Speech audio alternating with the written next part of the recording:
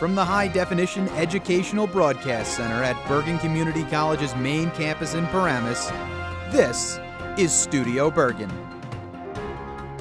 Hi, I'm Larry Levanka, and welcome to the premiere episode of Studio Bergen.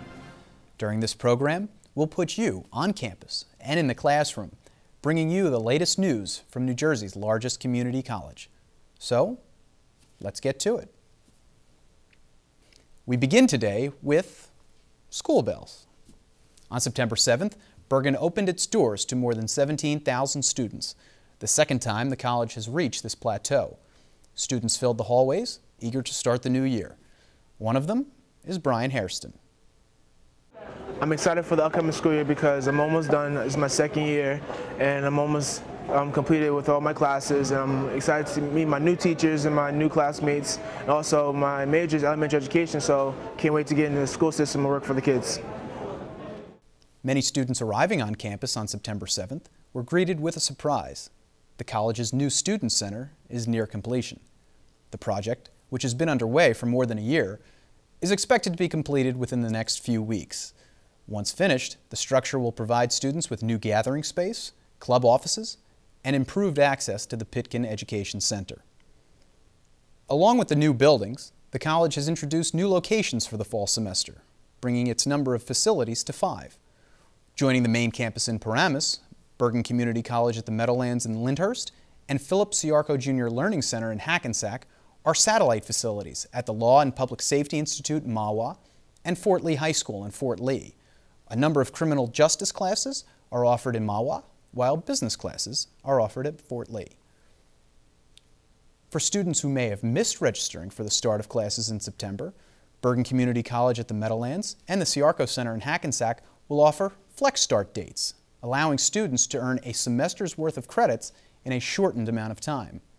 Flex Start at the Meadowlands begins October 3rd and October 26th at the Ciarco Center.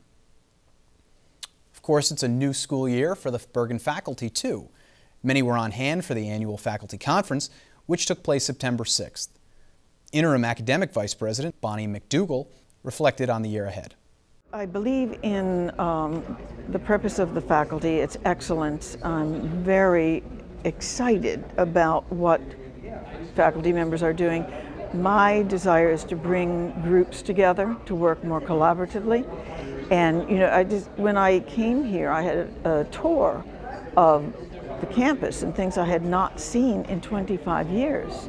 So if I haven't seen it, I think a lot of people haven't seen it. And so I see my main purpose as trying to connect people, find teams. Another faculty member making news this month is Professor Bill Morales. We spoke with him in this month's Faculty Focus. For Bergen Community College history professor Bill Morales, even though the New York Yankees have won 27 world championships, it's the one that got away he remembers most. You know something? No matter how many World Series the Yankees will win, that is the most bitter, that's probably the most bitter defeat that the Yankees have ever suffered. They weren't supposed to lose. The World Series and the entire 1960 season serve as the basis for Morales' book, Farewell to the Last Golden Era. Well, first of all, the book is a story of a pennant race. It tells the story both from the Pirates' point of view and the Yankees' point of view.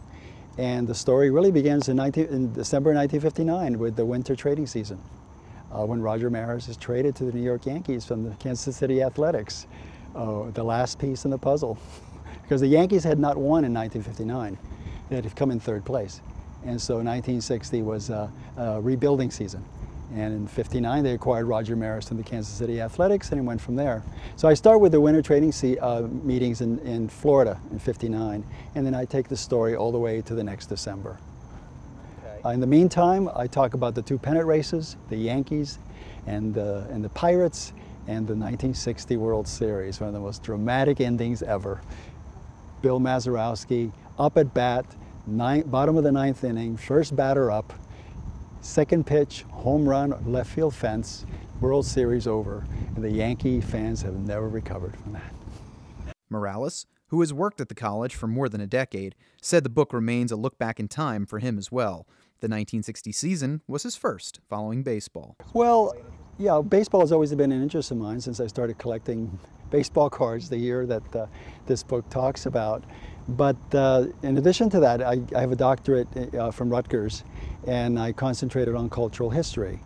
And so baseball is cultural, and it is cultural history. So the two just came together naturally. My love of baseball and my interest and expertise in cultural history. Why was it the last golden era? According to Morales, a variety of reasons. As I was writing the book, I started to realize that there were other things that were going on, and that's why it's called Farewell to the Last Golden Decade. Because this 1960 was the last year in which Major League Baseball was played with 16 teams, and expansion came the following year. And in addition to the pennant races, the other story that I tell in the book is a story about the movement towards expansion. In 1960, there was an attempt to create a third major league. There's a man by the name of Branch Rickey. She was associated with Jackie Robinson and the color barrier.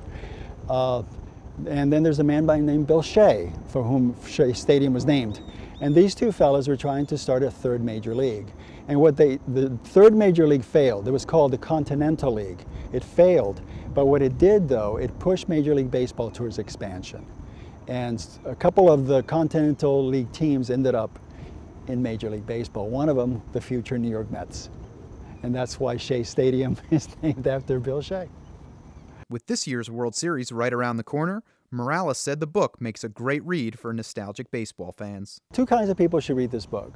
One is people that have some knowledge of the Yankees and the Pirates and the past. In other words, people that are a bit nostalgic about the past, but also people that want to know something about a significant change in the game, a time in which baseball's dominance will end, football's will begin, and we see more of modern sports America. 1960 is also the first year that you have exploiting scoreboards. It's the first year that players wear their names on the back of their jerseys. So you could start to, this is a book for people that are curious about where the game has been and how it became the game that it is now. Will Yanks fans ever get over the 1960 World Series? I'm bitter to this day that they lost the World Series. But not too bitter not to write about it. Even if the Yankees bring home the crown this year? The way things are going, those Phillies are too much. Bergen's athletes return to the field this semester too, with men's soccer, women's soccer, cross country, and women's volleyball now in the midst of their schedules. Bergen's nationally ranked men's and women's basketball teams and wrestlers return to the mats in November. So now let's look at some of the other events coming up in October in this month's campus calendar. The Women's Institute will host its Innovation, Inspiration, and Collaboration Conference Friday, October 7th from 8 a.m. to 1 p.m. For more information, visit the Women's Institute website, which can be accessed from the Bergen homepage. Comedian Josh Blue, winner of NBC's Last Comic Standing, visits the Saccone Theater on the same day, October 7th, for a 7:30 p.m. show. Visit tickets.bergen.edu to purchase. And finally, Bergen students return to the stage with The Mousetrap this month with a number of performances. Call 201-447-7428 to purchase seats. We'd like to close the premiere episode of Studio Bergen with our In-Studio segment, where this month we have a very special guest, Interim President, Dr. Jose Adames. Welcome to the show. Thank you so much for inviting me to the show. Oh, no problem, Dr. Adames. Welcome to Bergen. Thank you. First question. How have these first few months been at the state's largest community college with you serving as interim president? Well, it's been a very exciting opportunity. Exciting times here at Bergen. Most recently, the board approved all of my recommendations for appointments to executive level. So that means that I have a very good team. I feel very confident that we have the support of the board as well as we move forward. Last night, I had a reception with the foundation board, which was an excellent opportunity for me to talk about my vision for the college, talk about what I think are my values and the directions for the institution, and there was wide support from the foundation board, and that's also very good. And I can also say that college-wide here, we have a tremendous support from the faculty, from the staff, and the administrators for the changes that have occurred recently at Bergen Community College. And for now, it is my opportunity to set the agenda for the institution in the coming years. So let's talk about that agenda a little bit. What are some of your goals going forward for maybe the next few months, and you know, take it out for the next few years too? I think for now, I want to refocus the institution back to our core mission, and that is teaching and learning, which is the reason why we are here as an institution. We want to make sure that we offer the best quality academic programs and non-credit programs for our students here and also for the community at large. So that's extremely important to me. I think that Bergen, as you said, is the largest community college. We have the largest number of faculty as well. I think we have excellent quality programs, excellent, well-prepared professional faculty, and I think that it's time for us to refocus our energies on those kinds of things. Also, I want to ensure the fiscal stability of the institution. That's extremely important to me. I also want to make sure that internally and externally we have better communications within the institution and that we develop and continue to develop a collaborative, positive relationship with the county executive, Kathleen Donovan, and that has already begun. She was here, as you may know, the other day when we began classes. She was here at 7:30 in the morning with my academic vice president and myself, welcoming students and shaking hands of the students coming to the institution. And that all bodes well for the future of the institution. I want the Foundation Board to be a good partner with us. They support the institution by obtaining additional scholarships for our students, and I think that that's also something that I'd like the Foundation Board to do, and that's a new focus for us, for the institution. You obviously have a lot on your plate right now. Has anything that's occurred surprised you? Not really, not really. I've been thinking about this for a bit of time, talking to any number of people at the institution about the future of the institution, the issues that we need to address. Also, serving as the academic vice president for a year, it really gave me a tremendous opportunity to better understand not only the academic world, but all the other areas of the institution, from finance to facilities to the future growth of the institution on the other campuses. So I think that when I was asked to move into this position as interim president, for me it was not a major change, it was not a major step up. It was rather, what are the issues that I need to address? What are the immediate problems that I need to address? And as I indicated before, the first thing that I needed to do was to refocus the institution. My concern was with the morale of the faculty and the staff and make sure that that was resolved, and also to change the image of the institution outside of Bergen.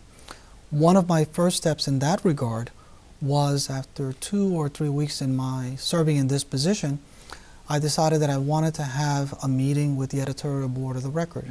Some people thought that that was not a good idea, that it was too early to do that, but that worked well. I think it went well, and principally my goal was to begin changing the image of Bergen Community College and focusing on what we do, which is teaching and learning, and assuring that we have the best quality programs for our students and for the community. That's great. If you could take one thing out of all those things that you're looking forward to the most, or you're the most excited about. I mean, I know you're a former professor and you're an former academic vice president. Academics are very important to you. But what's that one thing that being interim president has really got you energized? I think it's the team that I have. I have an excellent cabinet and leadership team. They are committed to the institution. They are committed to achieving the mission of this institution. And they make me really so proud of their commitment to the institution. I think that is the principal reason why I think that things are going well at the institution, why I feel so comfortable being at this institution, because I have a wonderful leadership team. That's great. Thank you, Dr. Adames, for being our first guest on Studio Bergen. We really appreciate you being here. Thank you so much. That's all the time we have for this episode. So thanks for watching, and we'll see you next month. In the meantime, visit us on Facebook at facebook.com/Bergen Community College and tell us what you think. You'll be joining the most followed community college page in the state with more than 5,500 500 followers. Thanks, and take care.